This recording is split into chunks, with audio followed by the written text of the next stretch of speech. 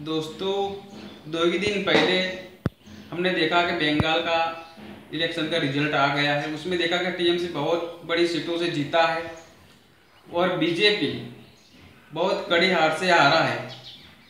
लेकिन लेन देन हमें इलेक्शन से नहीं है। लेकिन अभी बात है देश में कोरोना क्राइसिस की। देश में कोरोना क्राइसिस की बहुत केस बढ़ रहे हैं। ऑक्सीजन की कमी है और बेड्स की कमी है, वेंटिलेटर्स की कमी, वो सबको पता है, यानी कि पूरे वर्ल्ड को अभी तो पता है। लेकिन हमारे देश ने पॉलिटिशियन ने क्या किया, जो बीजेपी के जो पॉलिटिशियन थे, जो कि हमारे पीएम साहब भी थे उसमें क्या किया, बंगाल में इलेक्शन जीतने के लिए उन्होंने, जो कि देश को जरूरत थी यहाँ ऑक्सीजन की, और वो प्रचार कर रहे थे और रैलियां निकाल रहे थे बंगाल में। यानी कि अपने इलेक्शन जीतने के लिए वो बंगाल चले गए और वहीं पे अपना प्रचार चालू रखा और रखते ही रहे।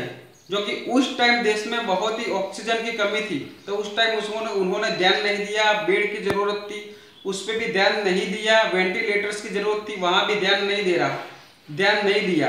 लेकिन दिक्कत कहाँ, उन्होंने बंगाल में रैलियां निकाली तो वहां भी कोरोना के केस बढ़ेंगे। और मैं आपको लिख के देता हूं, 10 तारीख के बाद बंगाल में 30,000 से हर रोज ऊपर केस आएंगे, क्योंकि वह बहुत मात्रा में रैलियां निकली है, क्योंकि अपने इलेक्शन से जीतने में। लेकिन एक बात इसमें यह भी हो सकती थी, इलेक्शन हम रोक सकते थे, क्योंकि अभी हमें ध्यान देना था कोरोना क्राइसिस पे, क्योंकि कोरोना क्राइसिस में अभी ऑक्सीजन की मात्रा की बहुत जरूरत है। हमें ऑक्सीजन, बेड्स और वेंटिलेटर्स, अभी इस पे ध्यान देना चाहिए। अभी हमने देखा कि कुछ ही हफ्तों पहले कई जाने चली गई है और अभी भी जा रही है। शमशान घाट में भी कई जगह नहीं है, लोगों को वेटिंग में खड़े रहना पड़ रहा है। शमशान घाट में सोचो 24 घंटे, 48 घंटे, ऐसी अभी देश की दिक्कत है।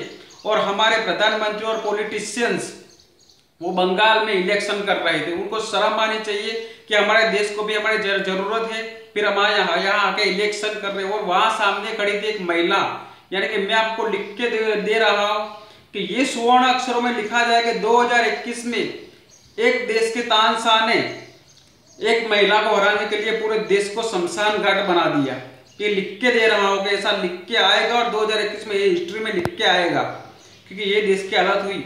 अभी इनको क्या करना चाहिए, अभी हमारे आसपास के देश हमें ऑक्सीजन सप्लाई कर रहे, सऊदी अरेबिया है, यूएई है, अमेरिका है, जर्मनी है, फ्रांस है, नेपाल से, इन लोगों ने बहुत बड़ी सहायता की, जो कि हमें ऑक्सीजन दे रहे हैं। लेकिन दिक्कत ये भी, ऑक्सीजन भी आ गया लेकिन सिलेंडर भी अभी नहीं है। सोचिए, देश में इतनी क्राइसिस चल रही है, सिलेंडर नहीं, अमेरिका खुद सिलेंडर भेज रहा है ऑक्सीजन के।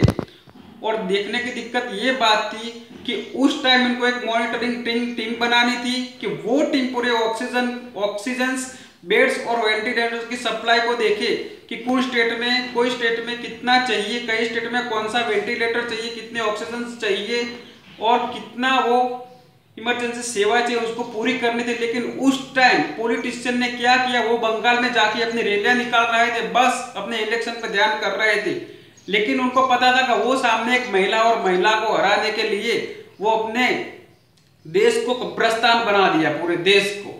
और अभी आप देख रहे हैं अभी क्राइसिस कितना है, और वैक्सीन भी अभी कम हो रही है। वैक्सीन देश में नहीं है, पूरी मात्रा में मिल नहीं रही है वैक्सीन, जो कि बल्कि इलेक्शन में ध्यान नहीं देना था, वो हमारे कोरोना क्राइसिस में ध्यान देना था, वो उन लोगों ने कुछ ध्यान ही नहीं था। दोस्तों सोचिए कि क्या होगा, हमारा देश को अभी शमशान घाट बना दिया है। तो दोस्तों आज के लिए बस इतना ही, इस पे ध्यान देना और खुद का ध्यान खुद रखें अभी। धन्यवाद दोस्तों।